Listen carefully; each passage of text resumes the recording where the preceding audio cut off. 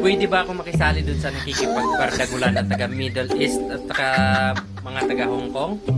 Baka siguro inggit na yung mga taga Middle East kasi nga sila walang bimbang.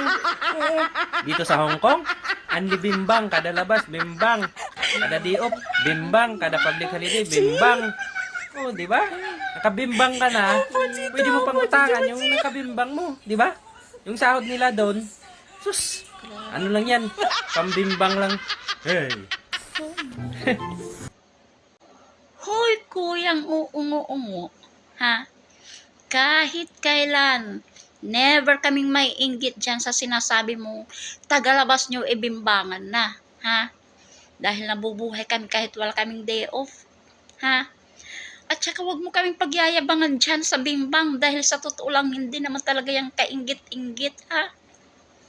Nasaan ba utak mo? Utak bulinaw ka ata meron, ha?